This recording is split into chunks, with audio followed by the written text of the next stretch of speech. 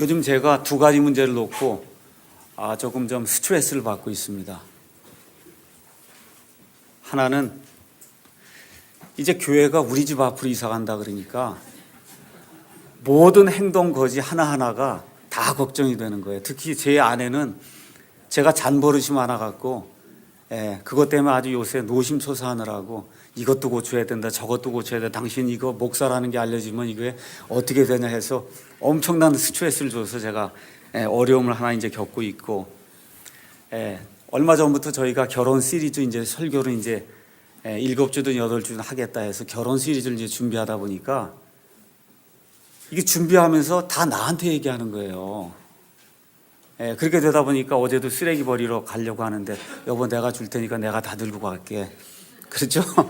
이 말이 먼저 나오고 내가 실천을 하지 않으면 이게 여러분에게 전달할 수가 없잖아요. 그래서 결혼 시리즈 이것도 준비하면서 또 많은 스트레스를 제가 받고 있어요. 내가 먼저 변해야 성도들에게, 그렇죠? 우리 아이가 봐도 그렇고 제 아내가 봐도 그렇고 그래도 이거 남편과 아버지가 그래도 좀 변하고 있구나. 이게 돼야 여러분에게 제가 마음 놓고 이게 전달할 수 있잖아요. 그래서 요새 이 교회 이전하는 거, 뭐 물건 사고 이런 건 전혀 스트레스가 없고요.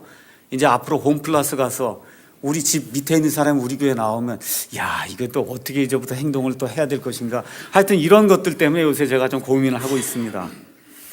말씀드린 대로 결혼 시리즈를 저희가 이제 8주, 7주 이렇게 잡고서 이제 계획을 잡고 하고 있는데, 지난번 2주 전, 3주 전에는 결혼을 생활을 잘 하기 위해서는 능력이 필요하다. 제가 그렇게 말씀을 드렸어요.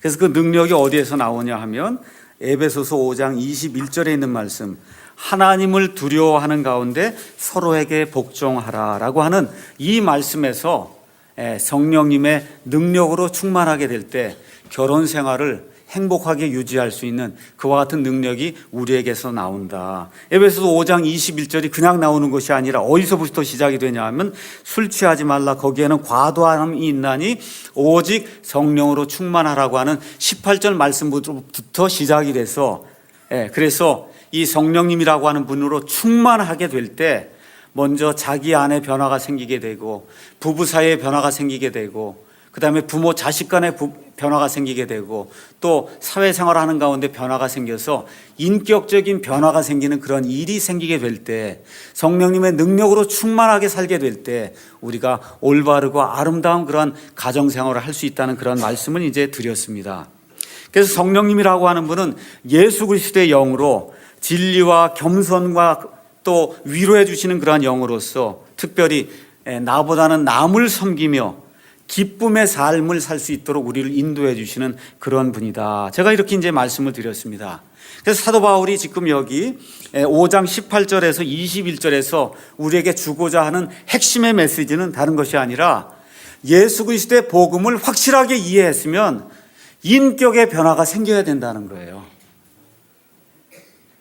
우리 가정에 옆에 있는 내 딸이, 옆에 있는 내 아내가, 내 남편이 또 이 사회에서 생활할 때 나와 함께 일하는 그런 동료가 내가 예수 그리스도를 나의 구원자로 영접한 그 이후부터 나를 보게 될 때 저 사람 무언가 인격의 변화가 생겼구나 하는 것이 나타나야 된다고 하는 것을 지금 사도 바울이 크게 우리에게 강조해서 말씀을 해주고 있습니다. 다시 말씀드리면 이전까지는 나 중심으로 내 이기적인 생각 중심으로 살았는데 예수님을 구원자로 영접한 그 이후에는 다른 사람의 필요와 관심을 내 것보다 더 먼저 생각해 줄 수 있는 그와 같은 사람이 될 때 그 사람이 올바른 가정생활을 할 수 있고 올바른 부모 자식 간에 그와 같은 관계를 맺을 수 있고 또 사회생활을 제대로 할 수 있다. 사도 바울이 이제 하나님의 말씀을 통해서 우리에게 그렇게 가르쳐 주고 있습니다. 이것이 그리스도인의 인간관계의 핵심이라고 이제 이야기해 주고 있어요.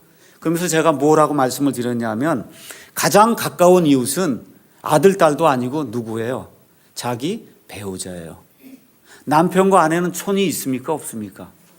있어요? 없어요? 없어요. 무촌이에요. 무촌. 그 다음에 아들, 딸하고는 일촌이고, 그렇죠? 일촌이에요. 무촌 관계입니다. 그래서 나랑 가장 가까운 이웃, 그게 누구냐 하면 내 배우자거든요. 그렇죠? 그래서 내 배우자를 나보다 먼저 배려하고 내 배우자를 섬겨야 되겠다는 그런 마음이 예수 그리스도의 마음을 가진 사람들에게 자연히 나타날 수밖에 없다. 그러한 삶을 살게 되면 그러면 행복한 결혼 생활을 우리가 유지할 수 있다. 이렇게 이제 이야기를 했어요. 그래서 결론적으로 성령님의 능력으로 충만함을 받는 것이 행복한 결혼 생활을 하기 위한 절대적인 요소라고 지난 시간에 이제 말씀을 드렸습니다. 오늘 이제 결혼 시리즈 셋째 시간으로 그럼 결혼이 뭐냐? 결혼이라는 게 도대체 뭐냐? 뭐가 결혼이냐 이거예요. 그래서 오늘은 결혼의 본질이라고 하는 그와 같은 제목을 가지고 도대체 결혼이 무엇이고 결혼이 아닌 것은 무엇인가 이것을 성경 말씀을 통해서 살펴보되 특별히 에베소서 5장 31절에 있는 말씀을 중심으로 오늘 말씀을 여러분에게 전달해 드리도록 하겠습니다. 31절에 있는 말씀 다 같이 한번 읽어보도록 하겠습니다. 이런 까닭에 남자가 자기 아버지와 어머니를 떠나 자기 아내와 결합하여 그들 둘이 한 육체가 될지니라. 그래서 남편이 아내와 결합하는 것, 그것이 결혼의 본질이다. 지금 성경이 그렇게 이야기하고 있습니다. 자, 그래서 이것이 구체적으로 무엇인가를 살펴보는 그런 시간을 갖도록 하겠습니다. 먼저 생각해 봐야 될 것은 결혼은 언약이라는 거예요. 언약 영어로는 covenant라고 하는 그런 단어를 썼는데 결혼은 계약이라는 겁니다. 서약이라는 거예요. 결혼은 맹세와 함께 약속을 맺는 것이 결혼이다. 성경이 지금 그렇게 이야기하고 있습니다. 60년대, 70년대에는 이혼율이 미국에서 급성장하면서 사람들이 자꾸 이혼을 하다 보니까 많은 사회학자들이 이제 결혼은 필요 없을 것이다 라고 예측을 했어요. 과연 결혼이 지속될 수 있을까? 사람들이 계속해서 이혼하니까. 그런데 이상한 현상이 또 발생하기 시작했어요. 80년대, 90년대 들었으니까 오히려 이혼율이 줄어들기 시작하고 더 많은 사람들이 결혼하기 시작하는 거예요. 또 이혼했던 사람도 또 결혼하기 시작하는 겁니다. 다시 말씀드리면 결혼은 통계에 의해서 좌지우지되는 그와 같은 인간의 어떤 제도가 아니라 결혼은 하나님께서 사람들을 위해서 창안해 놓으신 하나님이 만드신 하나님의 규례라는 겁니다. 그렇기 때문에 영구히 지속이 될 거예요. 따라서 우리가 결혼을 한다고 하면 결혼이라고 하는 그와 같은 의식을 사람을 위해서 만들어 주신 하나님께서 결혼을 어떻게 하라고 마련해 놓으신 그와 같은 규정이 있어요. 그 규정에 따라서 우리가 결혼 생활을 하게 되면 그러면 합당한 결혼 생활이 되고 즐거운 그런 결혼 생활이 될 것이고 그 규정을 위배하고 하나님이 원치 않는 방향으로 우리가 치닫게 되면은 그럼 결혼 생활에 파탄을 맞게 된다. 성경이 그렇게 이야기하고 있습니다. 그래서 첫째 우리가 생각해 봐야 될 것은 결혼은 언약이라는 거예요. 결혼은 언약이다. 언약이라고 하는 건 뭐냐 하면 맹세로 굳게 약속하고 서약하는 거라는 거예요. 그러니까 어떤 게 있어요? 구속하는 힘이 있어요. 우리를 묶어주는 힘이 있어요. 도망가지 못하게 구속하는 그와 같은 힘이 있고 또 결혼 서약을 단둘이 하는 것은 의미가 없어요. 어떻게? 공개적으로 해야 됩니다. 또 한 다음에 어떻게 해요? 가서 호적에다 법적으로 이 두 사람은 몇 월 며칠에 결혼했습니다라고 법적으로 인정을 받는 그와 같은 것이 성경이 이야기하는 결혼이라는 겁니다. 그래서 이 언약이라고 하는 말을 가서 성경에 가서 찾아보니까 커베넌트라고 하는 그런 단어가 성경에 292회가 나오고 또 신약 성경에서는 테스타먼트라고 하는 단어가 역시 또 언약으로 번역될 수 있는데 이게 14번이 나와서 성경 전체에서 언약이라고 하는 그런 말이 적어도 300번 이상 나옵니다. 그럼 우리가 언약이라는 말을 쭉 찾아보면 언약의 공통적인 특징이 있어요. 언약의 공통적인 특징이 뭐냐? 구속력이 있다는 거예요. 맹세하고 서약을 하기 때문에 구속력이 있어요. 공개적으로 해야 돼요. 법적인 효력을 가지고 있는 이와 같은 것이 언약이라는 겁니다. 자, 그러면 언약이라고 하는 것이 무엇인가? 성경 말씀을 통해서 여러분에게 말씀을 드리도록 하겠습니다. 자, 여러분 먼저 말라기서 가서 보도록 하겠습니다. 말라기서는 구약 성경 맨 마지막에 있는데 마태복음 바로 옆에 있는 게 말라기서예요. 말라기서 2장에 있는 말씀을 제가 여러분에게 읽도록 하겠습니다. 여러분을 위해서 2장 10절부터 15절에 있는 말씀을 제가 읽도록 하겠습니다. 우리 모두에게 한 아버지가 계시지 아니하냐? 한 하나님께서 우리를 창조하지 아니하셨느냐? 어찌하여 우리가 우리 조상들의 언약을 더럽힘으로 각 사람이 자기 형제를 대적하며 배신하느냐? 하나 아버지가 있어요. 그렇죠? 한 하나님이 계십니다. 근데 우리 조상들의 언약을 우리가 자꾸 더럽히고 각 사람이 자기 형제를 대적하며 배신하는 그런 일이 예수님 오시기 약 400년 전에 유다 백성들 가운데 있었다는 겁니다. 그 다음에 나오는 말씀이 12절, 이 일을 행하는 자가 선생이나 배우는 자나 혹은 만군의 주께 헌물을 드리는 자라도 주께서 야곱의 장막들 가운데서 그 사람을 끄집어내어 끊으시리라. 또 너희가 눈물과 울음과 부르짖음으로 주의 제단을 덮으면서 또한 이런 일을 행하였나니 그러므로 그분께서 다시는 헌물을 중히 여기지 아니하시며 그것을 너희 손에서 선한 뜻으로 받지도 아니하시느니라. 너희가 행하는 악한 일이 있는데 이 악한 일을 버리지 않고 계속해서 그 악한 일을 하면서 헌금하고 헌물 갖고 오는 거, 이건 내가 더 이상 받지 않겠다. 하나님이 그렇게 말씀하시는 거예요. 14절에 그럼에도 너희는 이르기를 어찌된 까닭이니까 하는도다. 하나님 도대체 왜 그렇습니까? 왜 하나님 그렇게 저희를 향해서 진노하십니까? 그 까닭은 주께서 너와 내가 어려서 취한 아내 사이에 증인이 되셨기 때문이라. 내가 그녀를 대적하며 배신하였으나 그저는 여전히 내 짝이요. 그 다음에 같이 읽어보세요. 내 언약의 아내니라. 무슨 아내라고요? 언약을 맺고 얻은 아내라는 거예요. 하나님 앞에서 서약을 하고 공중 앞에서 서약을 해서, 그래서 구속력을 가진 그와 같은 그 언약을 맺어서 법적인 효력을 갖고 있는 그런 문서에 도장을 찍고 그러고서 얻은 그 아내인데, 그 얻은 아내를 그냥 갖다 버리는 것과 같은 일이 다반사로 일어났다는 겁니다. 15절에 그분께는 영의 여분이 있었을 때 그분께서 하나를 만들지 아니하셨느냐. 누구 하나를 만들었어요? 이브 하나를 만들었다는 거예요. 아담을 만들고 하나님이 여러 여자를 만들지 않고 영의 여분이 있어서 하나님이 여러 여자를 만들 수 있음에도 불구하고 하나님이 한 하나님이에요. 한 아버지세요. 한 주님이세요. 그래서 남자도 하나를 만들고 여자도 몇을 만들었어요? 하나를 만들었다는 겁니다. 어찌하여 하나만 만드셨느냐? 이것은 그분께서 하나님을 따르는 씨를 구하고자 하심이라. 이렇게 경건하게 한 남자와 한 여자가 결혼해서 하나님이 원하시는 가정을 이루게 될 때 하나님을 따르는 그와 같은 자녀들을 얻기 위해서 하나님께서 한 남자와 한 여자가 결혼하도록 그렇게 만들어 놓으셨는데, 지금 어떤 일이 발생하는 거예요? 남자들이 가서 무조건 가서 자기 아내를 버리고 여자를 새로 취하고, 또 살다가 또 버리고 새로 취하고, 살다가 버리고 새로 취하는 이런 악한 일들이 있기 때문에, 그래서 하나님 뭐라고 말씀하시는 거예요? 너희가 아무리 헌금을 많이 가져오고 주일 성수하고 11절 드리고 1년 매 시간 나와서 울부짖고 기도를 해도 내가 너희 말을 듣지 않겠다고 지금 하나님께서 말씀하시는 그런 내용이 이제 들어있어요. 그러니까 결혼은 뭐라고요? 언약이에요. 언약을 맺고 남자와 여자가 결혼하는 거다. 성경이 지금 분명하게 이야기하고 있습니다. 그러면 언약이라고 하는 것이 성경에 어떻게 표현이 되어 있는가? 창세기 15장에 있는 말씀 가서 보도록 하겠습니다. 창세기 15장 가서 보시면 아주 엄청나게 귀한 말씀이 이제 나옵니다. 하나님께서 아직 아들이 없는 아브라함을 부르시면서 하나님께서 뭐라고 말씀하시냐? 아브라함아, 저 하늘의 별들을 봐라. 내 씨가 하늘의 별들같이 되게 내가 그렇게 만들어주겠다. 이런 말씀을 할 때 6절에 아브라함이 주를 믿으니, 하나님이 말씀해 주신 것을 믿으니 그분께서 그것을 그에게 의로 여기시고 또 그에게 이르시되 나는 이 땅을 내게 주겠다. 이 땅은 영원토록 너와 내 씨에게 주겠다. 하나님이 말씀하세요. 그러니까 아브라함이 뭐라고 얘기하냐면, 하나님 그걸 제가 어떻게 할 수 있습니까? 이때 하나님이 언약을 맺는 그러한 증표를 주십니다. 9절에 그분께서 그에게 이르시되 나를 위하여 3년 된 암송아지와 3년 된 암염소와 3년 된 순양과 산비둘과 집비둘기 새끼를 취하라 하시니라.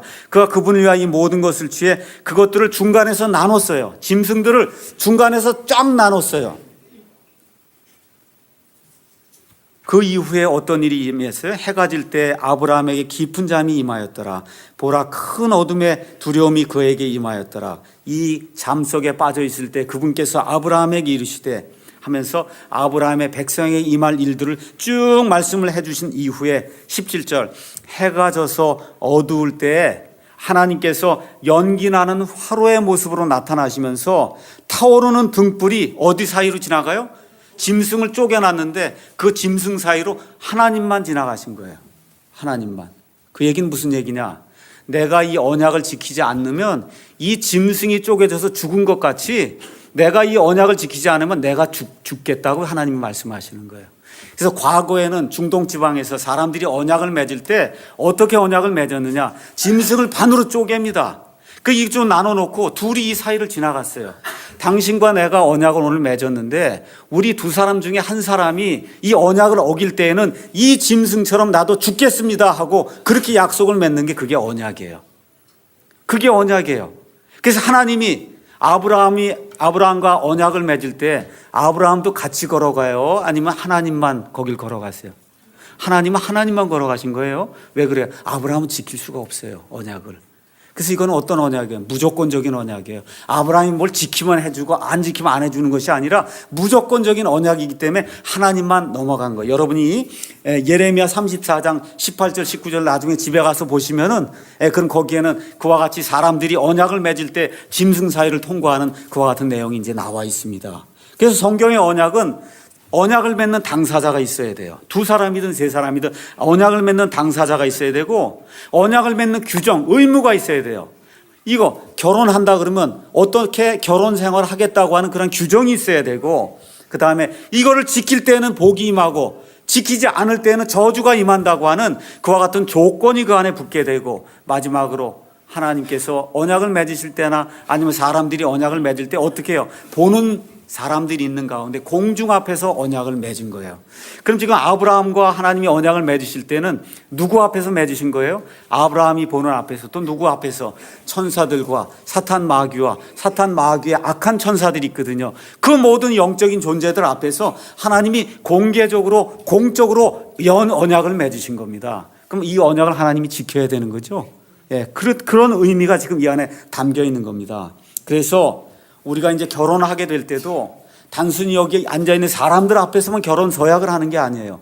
누구 앞에서요? 하나님 앞에서, 하나님의 천사들 앞에서, 마귀와 그의 천사들 앞에서, 친지들 앞에서, 공중 앞에서 내가 내 아내를 사랑하겠습니다, 내가 내 남편을 사랑하겠습니다 하고 공개적으로 효력 있는 그와 같은 서약을 우리가 이제 하게 되는 겁니다. 그래서 심지어 하나님을 알지 못하는 이교도들 결혼식 하는 거 가끔 여러분 텔레비전을 통해서 나오는 거 보실 거예요. 어떻게 해요? 다 보는 사람들 앞에서, 그렇죠? 결혼 의식을 행하면서 이 두 사람이 부부가 된 것을 서로 축하해 주고 그러면서 어떻게 하는 거예요? 언약을 맺는 거예요. 심지어 하나님을 모르는 그런 이교도들 안에도 하나님께서 양심이라고 하는 것을 허락해 주셔서 양심의 이 빛을 통해서 결혼하게 되면 결혼은 언약이다, 구속력이 있다, 결혼엔 조건이 있다, 의무가 따른다. 그래서 이걸 지키지 않을 때는 하나님의 저주가 임한다고 하는 이와 같은 그런 말씀이 이 믿지 않는 이교도들의 양심을 통해서도 하나님의 이 말씀으로 작용하고 있는 것을 우리가 알 수가 있습니다. 그래서 이와 같은 그 언약이 무너지는 그런 사회는 멸망으로 치닫게 됩니다. 옛날에 로마 제국이 굉장히 강성했어요. 로마 제국이 패망하게 된 여러 가지 원인이 있습니다. 그 원인 중에 하나가 뭐냐? 결혼 제도가 파괴된 데 있어요. 많은 고위층 사람들이 자식들을 낳기 위해서 아내와 결혼을 합니다. 아내는 단지 자식을 낳기 위한 도구에 지나지 않고 나머지 모든 성생활은 밖에 나가서 창녀들하고 이렇게 하면서 생활을 하다 보니까 정적인 모든 것이 너무 문란해지고 그렇게 하다 보니까 하나님의 멸망이 임해서 결국은 로마 제국이 제국으로서의 그와 같은 영광을 모두 잃어버리고 결국은 파멸에 이르게 됐습니다. 자, 그래서 성경은 결혼을 어떻게 보느냐? 제가 평생토록 내 몸이 살아있는 한 평생토록 부부관계를 유지하고 지키겠다고 하는 약속으로 보고 있는데 반면에 현대인들 아니면 현대 사회학자들은 결혼이라고 하는 건 선택의 자유다 이렇게 보고 있는데 문제가 있는 거예요. 성경은 결혼을 언약으로 보는데 믿지 않고 자유주의적으로 살려고 하는 그런 사람은 결혼을 선택의 자유라고 생각을 하는 데서 문제가 이제 발생을 하는 겁니다. 그럼 성경의 사랑은 무엇인가 잠깐 살펴보겠습니다. 지금 우리나라에도 결혼하지 않고 동거하는 사람이 굉장히 많아요. 우리 저 대학교 뒤에 가면 하숙촌들이 있어요. 옛날엔 다 남자는 남자끼리 여자는 여자끼리 우리 생각도 못했어요. 동거한다는 거는. 지금 버젓이 동거하고 있어요. 그러면 하는 얘기가 뭐예요? 돈을 줄여야 되겠다는 거예요. 돈을 줄이면 남자끼리 같이 사는 건 괜찮은데 남녀가 같이 사는 그런 동거가 대학촌마다 지금 퍼지고 있습니다. 그러다가 결국은 나중에 결혼할 때가 돼서도 또 다른 이 상대방을 얻고는 하는 말이 사랑하면 되지 결혼 서약서 종이가 도대체 무슨 필요가 있습니까? 그렇죠? 오히려 일만 복잡해지지 않냐, 결혼하면. 이렇게 이야기하는 사람들이 늘고 있어요. 그 현대인들 중에 많은 자유주의자들은 뭐라고 생각하냐? 결혼이라고 하는 건 결혼 서약서 종이를 얻는 그거에 지나지 않는다. 이렇게 생각하는 겁니다. 당신에게 나는 로맨틱한 감정을 느끼고 있어요. 그러니 결혼 그 서약 종이장이 무슨 소용이 있습니까? 오히려 우리의 이 즐거운 생활을 망치는 게 그게 결혼이죠.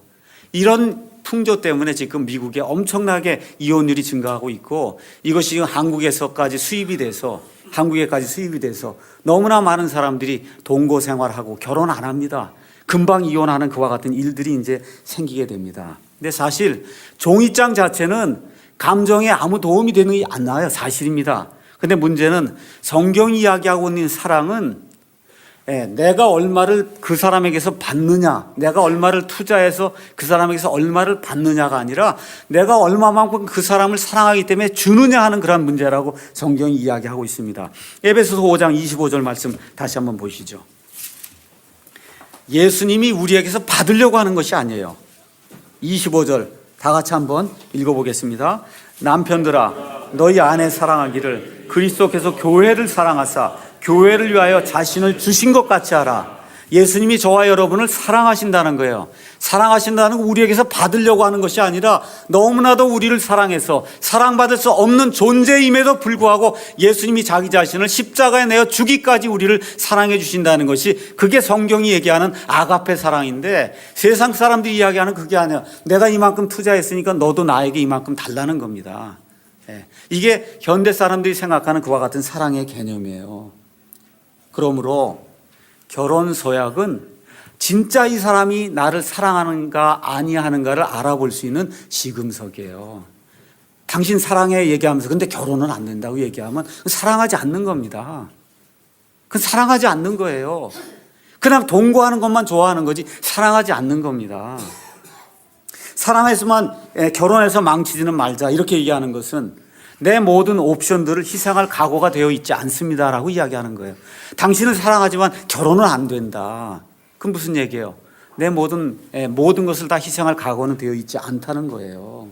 종이장이 무슨 소용이 있어요? 진정한 사랑을 위해서는 로맨틱한 감정만 있으면 되는 거 아닙니까? 이건 무슨 얘기예요? 희생할 준비가 되어 있지 않다는 거예요. 그래서 문제점이 뭐냐 하면 이 사람들이 늘 얘기하는 로맨틱한 그런 감정, 이 감정이 죽을 때까지 지속이 될 수 있을 것 같아요, 여러분? 한번 결혼하신 분들 한번 생각해 보세요.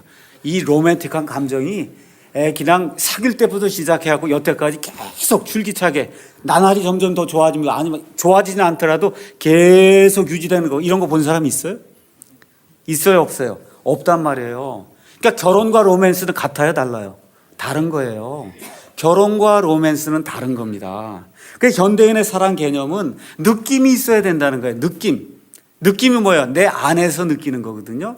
내적으로 무언가 느끼는 게 없으면 사랑이 아니라는 겁니다. 사랑하는 느낌이 있어야 된다. 그것이 현대인들이 주장하는 그와 같은 개념의 사랑이고, 성경의 사랑은 그게 아니에요. 성경의 사랑은 언약이라는 거예요. 모든 사람들 앞에서 공개적으로 법적인 효력을 갖는 구속력을 가져다 주는 그와 같은 언약이 성경이 얘기하는 결혼이요 사랑이다. 그렇게 이야기하는 겁니다. 상대에게 주고 싶다는 거예요. 당신을 사랑하기 때문에 내가 가지고 있는 모든 것을 당신과 나누고 싶습니다 하고 주려고 하는 그런 마음으로 서약을 하는 것이 결혼이다. 그래서 여러분과 제가 결혼 서약을 하고 결혼하게 되면 현재 나를 주겠다는 게 아니에요. 잘 들어보세요. 제 아내와 제가 약 28년 전에 결혼했습니다. 지금은 주례하는 사람이 결혼 서약까지 다 읽어주고 네 하라고만 얘기하잖아요. 그렇죠? 원래는 그렇게 하는 게 아니에요. 원래는 신랑이 이렇게 읽는 겁니다. 나 정동수는 그대 오혜미를 아내로 맞아 이날부터 죽음이 우리를 갈라놓는 순간까지 좋을 때나 나쁠 때나 부할 때나 가난할 때나 아플 때나 건강할 때나 기쁠 때나 슬플 때나 언제라도 당신을 사랑하고 귀중하게 여길 것을 서약합니다 하고 이걸 전체를 읊는 거예요. 원래 남편이. 그 다음에 여자도 역시 마찬가지로 이거 전체를 읊는 거예요. 그럼 여기 뭐라고 썼어요? 언제라도 당신을 사랑하고 귀하게 여기는 것을 서약한다 그래요? 아니면 여길 것을 서약한다 그래요? 여길 것을 서약하는 거예요. 다시 말씀드리면 결혼이라고 하는 서약을 통해서 이제부터 나는 당신에게 매인 사람입니다. 저는 오햄이라고 하는 그 사람에게 매인 사람이에요. 저 사람 외에는 다른 여자가 내게 있을 수 없다고 고백하는 겁니다. 제 아내도 마찬가지예요. 나 외에는 다른 남자가 있을 수 없다. 그렇게 공개적으로 법적인 효력을 갖는 그와 같은 서약의 맹세를 하는 거예요. 맹세하되 어떤 맹세를 해요? 앞으로 나는 이런 사람이 되겠습니다 하고 맹세하는 거예요. 그러니까 결혼이 종착역이 아니라 뭐예요? 이제 시작하는 거예요. 앞으로 지금까지 내가 여러 가지 약점이 있음에도 불구하고, 그럼에도 불구하고, 좋을 때나 슬플 때나, 기분이 좋을 때나 아니면 기분이 나쁠 때나, 돈이 많이 있을 때나 돈이 없을 때나, 영원토록 하나님께서 우리를 불러서 죽음으로 이끌 때까지 영원토록 당신과 나는 영원히 맺어진, 하나님께서 맺어주신 그러한 존재입니다라고 앞으로 내가 될 그 사람을 상대방에게 약속을 하는 거예요. 다시 말씀드려서 어떻게 하는 거예요? 상대를 위해 살겠다고 하나님과 그 상대 배우자에게 약속을 하는 거예요.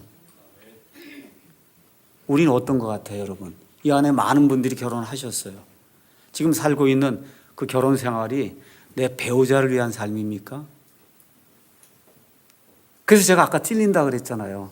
이거 말씀을 전하려고 하면, 이거 말씀 전하려고 하면 내가 먼저 내 아내를 위해 사는 사람이 돼야 될 텐데, 그러니까 어떻게 해야 되겠어요? 노력한단 말이에요. 그래서 가르치는 사람이 많이 배우는 거예요. 그래서 여기 결혼하신 분들이 있으면 이제부터는 내 배우자를 위해서 내가 살아야 되겠구나. 앞으로 더 좋은 사람이 되겠다고 내가 서약했구나. 그렇죠? 그렇게 생각하시고, 또 앞으로 결혼할 그러한 형제 자매들도 이걸 늘 생각해야 돼요. 저 배우자 될 사람이 나를 섬겨주는 거 생각할 것이 아니라 예수님이 교회를 위해서 자기 자신을 주신 것 같이 그렇게 사랑해야 되겠다. 이러한 정신을 남자와 여자가 갖게 될 때 행복한 결혼 생활이 이루어질 수 있다는 겁니다. 이걸 좀 더 쉽게 이야기해 드릴게요. 소비자 관계와 언약 관계가 있어요. 소비자 관계는 고대로부터 존재하는 거예요. 우리 홍승대 형제님이 전자기기 뭘 만드는 그런 사업을 하십니다.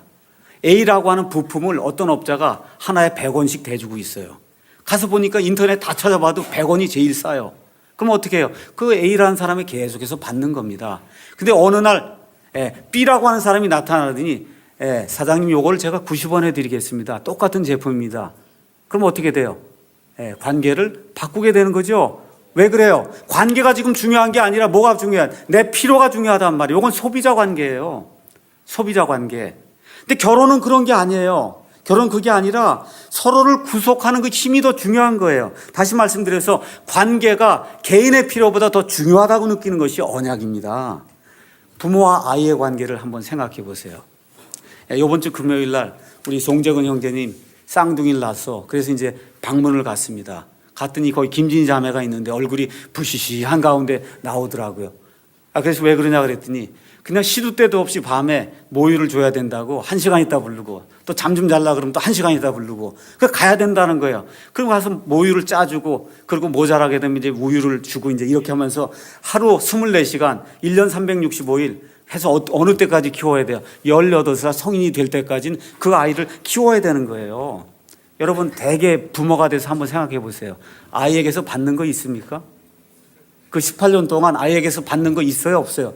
거의 없어요. 거의 없어요. 맨날 다 주는 거예요. 몽땅 다 주는 겁니다. 그럼 아이가 16살 넘어가면 부모가 해준 만큼 줘요, 안 줘요? 안 줘요. 그래서 내리사랑이라 그러는 거예요. 내리사랑이다. 제가 제 어머니와 우리 아이를 보면은 제 어머니에게 제가 해드린 것보단 내 아이에게 해주려고 하는 게 더 많더라고요. 그게 왜 그래요?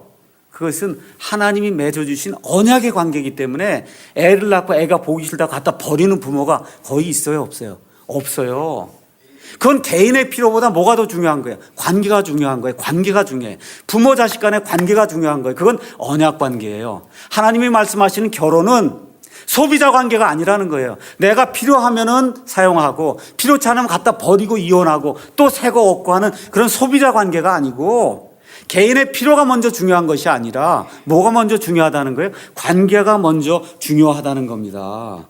그래서 요즘 문제가 뭐가 있어요? 이혼, 황혼이라는 것이 있어요. 황혼, 이혼이라는 것이 있어요. 그게 뭐예요? 60세 될 때까지는 애들을 위해서 열심히 삽니다. 애가 다 떠났어요. 그 다음에 어떻게 해요? 이혼하자 그래요. 대부분 누가 요청해요? 여자들이 요청한단 말이에요. 그렇죠? 왜 그래요? 아이들은 언약 관계를 두고 살았거든요. 이건 어쩔 수 없이 이건 내 아이니까 내가 돌봐야 되겠다 하고 언약 관계를 맺고 살았어요. 근데 남편과는 어떤 관계로 산 거예요, 여태까지? 소비자 관계로 산 거예요. 돈 가져도 주고 이렇게 하니까 소비자 관계로 살았으니까 이제는 필요 없다 그렇게 얘기하는 거예요. 여러분 이해하시겠죠? 결혼을 소비자 관계로 생각하게 되면 이혼하게 되는 겁니다. 결혼을 뭘로 생각하셔야 돼요? 언약 관계. 하나님이 맺어주신 언약 관계라고 생각을 해야 돼요. 그래서 많은 사람들이 결혼을 언약 관계가 아니라 소비자 관계로 생각을 하기 때문에 문제가 생기는 겁니다. 그러니까 어느 때까지만 관계가 지속이 돼요. 상대방이 내 필요를 만족시켜 줄 때까지만 관계가 유지가 되는 거예요. 이득이 생기지 않아요. 내가 투자했는데 남편이나 아니면 남편은 아니지 결혼 안 했으니까 아니면 결혼했어도 남편이나 아내가 내게 이득이 될 때까지만, 다시 말해서 나 좀 변화시키려고 그렇게 노력하지 마라. 난 여기가 끝이다 하는데 자꾸 아내가 변화시키려고 그러면 어떻게 해요? 이제는 필요가 없어지니까 어떻게 버리고 다른 여자를 얻어야 되겠다는 그런 생각이 드는 거예요. 더 많은 인내와 희생을 요구하게 되면 그러면 너 버리고 나하고 딴 데 가서 살겠다. 내 필요를 만족시켜주는 그런 사람하고 살겠다라고 이야기하는 이와 같은 추세가 생기는 겁니다. 다시 말씀드려서 결혼이라고 하는 것도 이제는 상품으로 취급되는 그와 같은 시대에 우리가 지금 살고 있는 거예요. 그러다 보니까 어떻게 돼요? 결혼을 언약 관계로 보는 사람이 없다 보니까 뭐가 증가하는 거예요? 이혼율이 증가하게 되고 동거하는 사람들이 많게 되는 거예요. 어느 때까지만 유지하는 거예요? 내 필요를 상대방이 만족시켜 줄 때까지만. 나에게 자꾸 희생을 요구하면 그땐 버리고 떠나는 겁니다. 딴 일 하러 가는 거예요. 저와 여러분의 결혼 생활은 소비자 관계입니까? 아니면 언약 관계입니까? 남편이 돈 벌어다 주니까 그때까지만 필요하고 그 이후에는 60 넘으면 밥 달라 그러고 돈 못 벌어오고 그러니까 나가시오 이렇게 해야 될 이러한 그 소비자 관계예요? 아니면 언약 관계예요? 언제까지 이루어질, 하나님께서 우리 몸을 데려가실 때까지 영원토록 이 땅에서 지속이 될 그와 같은 언약 관계라는 겁니다. 그래서 언약 관계는 여러 가지가 관계가 있어요. 수평적인 관계가 있고 그다음에 수직적인 관계가 있어요. 수평 관계는 친구와 친구끼리, 예를 들어 여러분이 사무엘기상 18장 3절 20장 16절 가서 보시면 다윗과 그다음에 그 당시 왕이었던 사울의 아들 요나단이 언약을 맺는, 친구와 친구끼리 아니면 민족과 민족끼리, 우리나라하고 지금 미국이 서로 동반자 관계에 대해서 언약을 맺었잖아요. 그렇죠? 이건 수평적인 관계의 언약이에요. 수평적인 관계. 근데 수직적인 관계의 언약은 하나님과 맺는 거예요. 하나님과. 그렇죠? 그래서 하나님과 개인이 맺든지 하나님과 그 민족이 맺든지 하는 이와 같은 수직적인 그러한 언약이 있습니다. 근데 결혼은 어떤 거냐? 이 세상에 있는 모든 언약 중에서 가장 중요한 언약이에요. 왜 그러냐? 결혼은 수평적인 언약이며 동시에 수직적인 언약이다. 오늘 읽은 말씀 에베소서 5장 31절에 있는 말씀 다시 한번 읽어보도록 하겠습니다.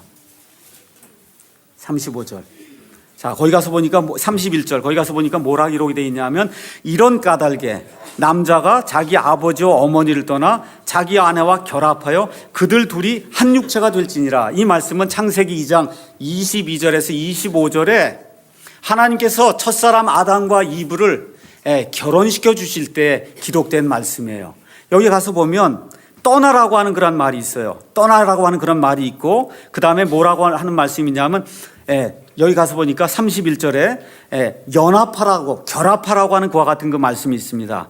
여기 결합한다, 조인이라고 하는 그런 단어를 썼고 창세기는 아마 클리브라고 하는 그런 단어를 썼어요. 이건 뭐냐 하면 두 개가 지금 떨어진 개체예요. 남자와 여자가 떨어진 개체예요. 근데 여기 결합한다, 연합한다 하는 얘기는 이 둘을 악교 같은 그런 풀로다가 둘을 딱 이렇게 붙인다는 거예요. 이렇게 붙이면 떨어질 수 있어요, 없어요? 떨어질 수 없다는 겁니다. 자, 남자와 여자가 개인적으로 지금까지 살았어요. 근데 이 둘을 하나님이 용접을 시켜서 아예 둘을 붙여놨어요. 떼어질 수 있어요, 없어요? 없다는 거예요. 아주 붙여놨어요, 둘을. 지금 그 얘기를 하고 있는 거예요. 이 붙일 때 우리가 결혼식을 통해서 하나님과 모든 천사들과 마귀와 그의 천사들과, 그렇죠? 이 모든 신지들과 친구들 앞에서 하나님 앞에서 결혼 서약을 하는 거예요. 그렇죠? 그러니까 결혼은 언약을 맺는데 하나님과 먼저 맺는 겁니다. 하나님과 수직적으로 먼저 맺는 거예요. 하나님, 제가 이 결혼을 지키겠습니다. 죽을 때까지 지키겠습니다 하고 수직적으로 언약을 맺는 거예요. 동시에 또 누구에게 맺어요? 보는 모든 사람들과, 그렇죠? 영적인 모든 존재들 앞에서 수평적으로 언약을 맺는 거예요. 그렇죠? 예, 그렇게 되다 보니까 결혼 서약을 할 때 주례자가 이제 묻습니다. 하나님의 규례에 따라 결혼이라는 이 거룩한 연합 속에서 평생토록 서로 사랑하시겠습니까? 이렇게 물으면 남편과 아내가 네, 그렇게 이제 대답을 하잖아요. 그렇죠? 네, 그렇게 대답해요. 누구에게 대답하는 거예요? 주례자에게 대답하는 게 아니에요. 먼저 누구에게? 하나님에게. 그 다음에 누구에게? 여기 있는 모든 증인들에게 네 하고 대답하는 겁니다. 이런 언약은 별로 없어요. 여러분, 한국과 미국이 동반자 관계를 맺어요. 하나님께 맹세한 거 본 적 있어요? 한국 대통령하고 미국 대통령이 만나서 우리 오늘부터 동반자 관계를 맺읍시다. 먼저 네 했습니다. 하나님에게 맹세한 적 있어요? 없어요? 없어요. 그런 언약은 없어요. 근데 결혼은 어떤 언약이에요? 하나님께 먼저 네 하는 거예요. 하나님께 먼저 네 하고 여기 보는 사람들 앞에서, 공중 앞에서 네 함으로 말미암아 구속력을 가지고 법적인 효력을 가지고 외적으로 드러나는 그런 모든 것을 보여주는 이와 같은 서약이 필요한 것이 성경이 이야기하는 결혼이다. 그렇게 이야기하는 겁니다. 그래서 이 기초 위에서 서로 다음과 같이 말하는 거예요. 아까 제가 얘기했으니까 제 아내 같으면은 나 오혜미는 그대 정동수를 남편으로 맞아 이날부터 죽음이 우리를 갈라놓는 순간까지 좋을 때나 나쁠 때나 부할 때나 가난할 때나 아플 때나 건강할 때나 기쁠 때나 슬플 때나 언제라도 당신을 사랑하고 귀중하게 여길 것을 누구 앞에서 서약해요? 하나님께 먼저 서약을 하고 그 다음에 여기 있는 모든 친지들 앞에서, 모든 영적인 존재들 앞에서 서약을 하는 겁니다. 그러니까 이게 얼마나 귀중한 서약이에요. 얼마나 귀중한 맹세예요. 얼마나 귀중한 약속입니까? 자, 그럼 결혼이 왜 동거보다 좋은가? 말씀을 드려보겠습니다. 그냥 데이트나 동거를 하기 시작하면은 소비자 관계가 유지가 되는 거거든요. 여러분, 데이트하면 잘 꾸미고 나가려고 그러죠. 그게 뭐예요? 소비자 이 경제적인 그런 측면에서는 프로모션을 하는 거예요. 내 자신을 프로모션하는 거예요. 남자들도, 저도 평상시에는 그렇게 안 하다가 오늘 데이트하러 간다 그런 건 머리도 다 하고 이게 뭐 하는 거예요? 프로모션 하는 거예요. 오늘 마케팅 하는 거예요. 그래서 데이트나 동거를 하려면 항상 프로모션과 마케팅이 있어야 돼요. 그게 없으면 상대방이 나를 싫어하면 나를 차버리니까. 근데 여러분, 부부끼리 이렇게 살면서 만날 때마다 가서 여기 머리하고 이렇게 만나는 사람 있어요? 없어요? 없죠? 왜 그래요? 프로모션 마케팅이 필요가 없어요. 왜? 소비자 관계가 아니잖아, 이제는. 어떤 확신 속에 살아요. 내가 눈 비비고 일어나고 그냥 머리가 엉클어졌어도 남편이 그런 상태가 있어도 아내가 나를 보고도 나를 버리지 않을 거다. 죽을 때까지. 확신 드시죠? 맞아요? 그렇습니다. 이 잠자고 일어났는데 아주 얼굴이 예쁘게 보이는 사람이 있어요? 눈곱도 끼고 다 그러는데? 그렇죠. 머리가 다 헝클어졌는데? 그렇죠. 그래도 문제 있어요? 없어요? 없어요. 그래서 결혼이 좋은 거예요. 왜 그래요?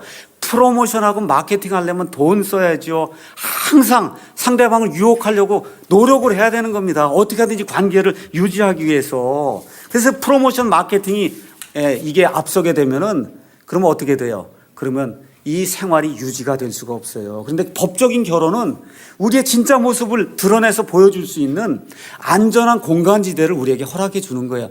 뭐 조금 눈곱이 꼈어도 이빨을 안 닦았어도 오케이. 그렇죠? 괜찮아요. 왜 괜찮아요? 영원히 같이 살 사람인데 무슨 문제가 있어요? 맞습니까? 하나님 앞에 서약했잖아요. 약점이 있지만 그 약점을 굳이 커버하려고 노력할 필요 있어요? 없어요?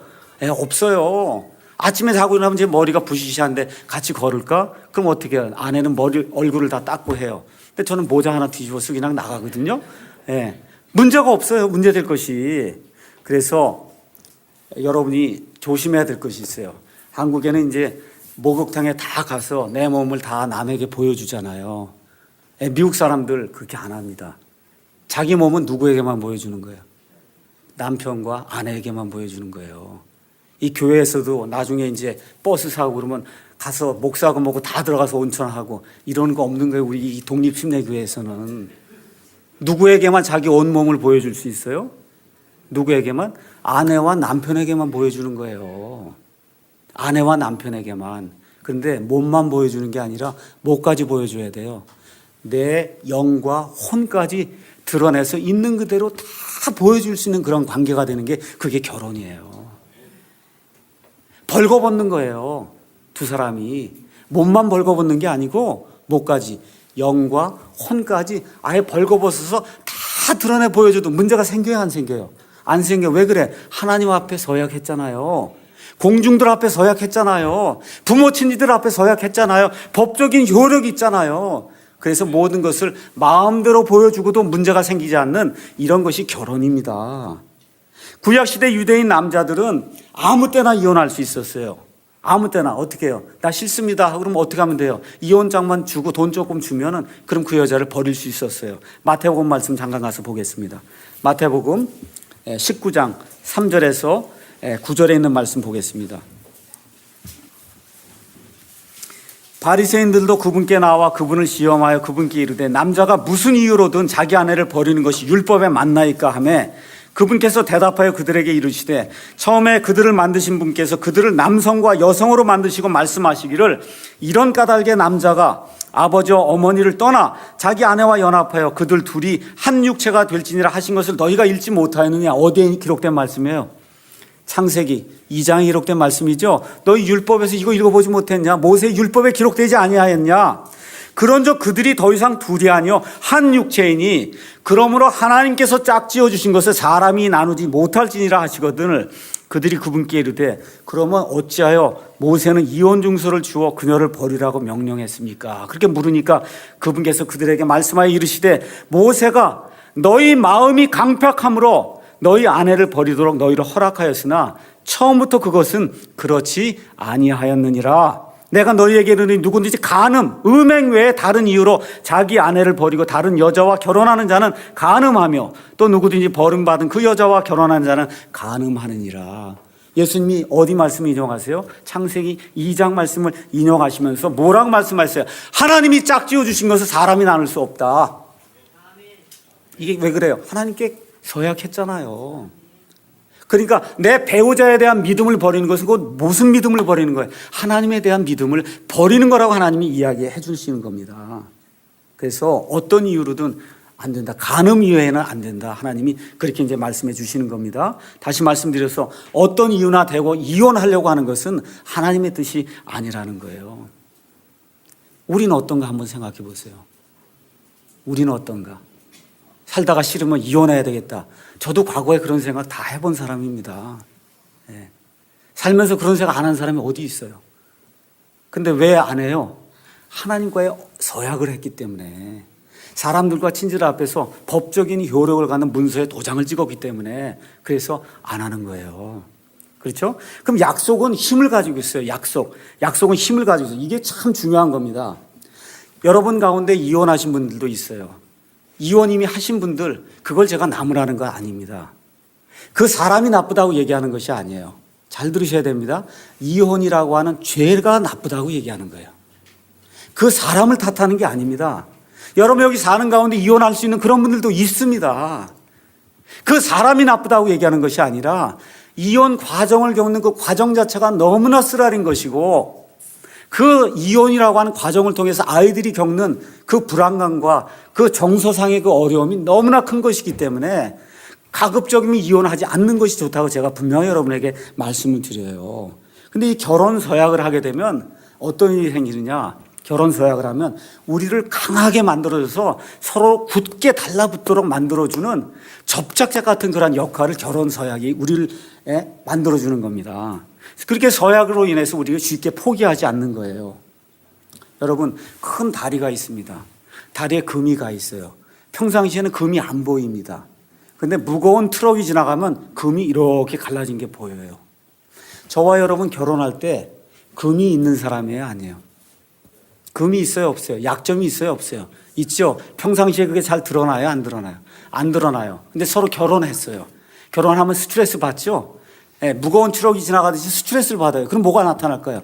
금이 나타난 게 보여요. 아우, 저 사람 옛날엔 몰랐는데 보니까 이런 금이 있네. 그렇죠? 아이고, 저 아내를 보니까 야, 저 사람 저런 금이 있네 하고 약점이 드러나기 시작한단 말이에요. 약점이 드러나기 시작해요.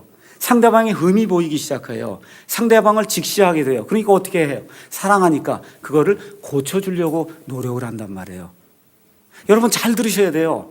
결혼 생활에서 고쳐주려고 노력하는 게 나타나야 돼요. 상대방의 금을 봤어요. 사랑해요. 그럼 어떻게 해야 돼요? 고쳐주려고 노력하는 게 나타나야 돼요. 듣기 싫다 그러고 그렇게 하면 안 되는 거예요. 왜 안 돼요? 제가 가서 성경 말씀 보겠습니다. 잠언 27장.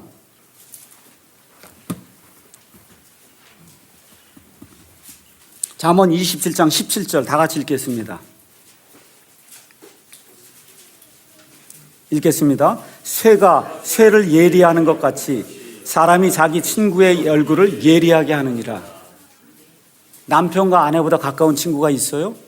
없죠? 쇠를 가지고 쇠를 예리하게 하는 것 같이 남편과 아내가 이렇게 한 몸이 되면은 서로의 약점이 보이면은 저 사람을 세워줘야 되겠다는 그런 심정으로 저 사람의 약점을 부드럽게 이렇게 이야기해서 고칠 수 있도록 그렇게 만들어줘야 된다는 겁니다.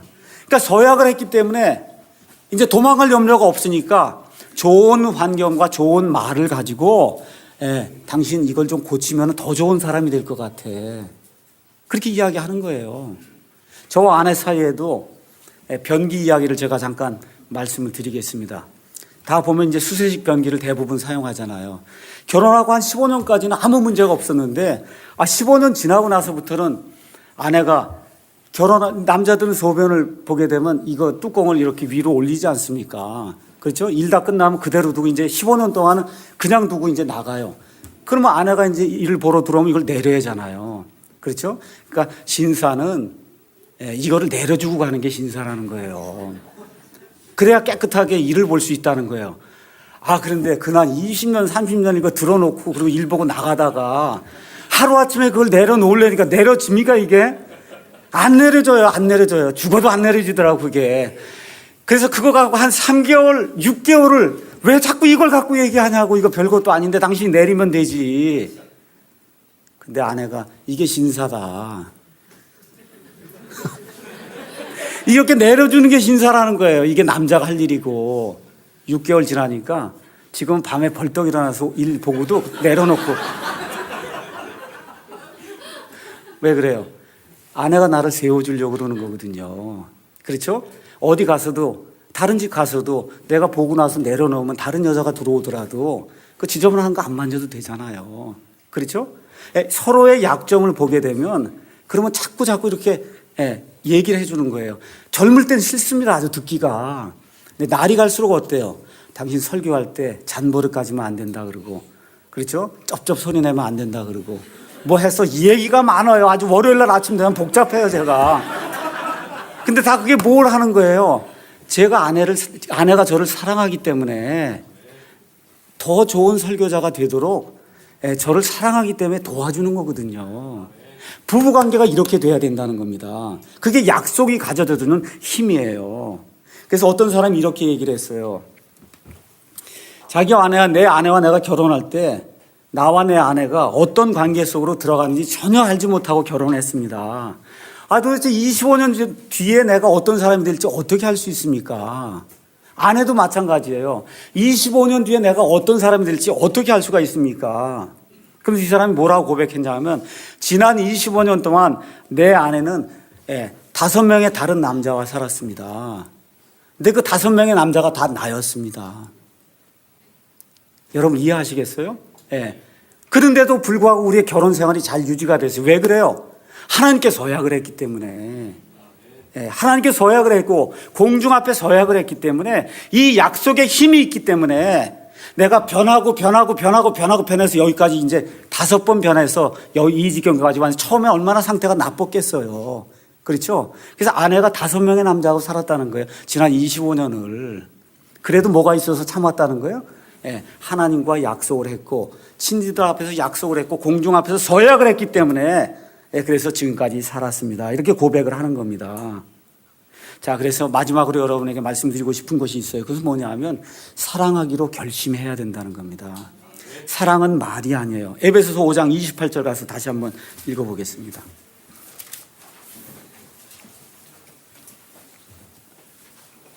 에베소서 5장 28절 다 같이 읽겠습니다.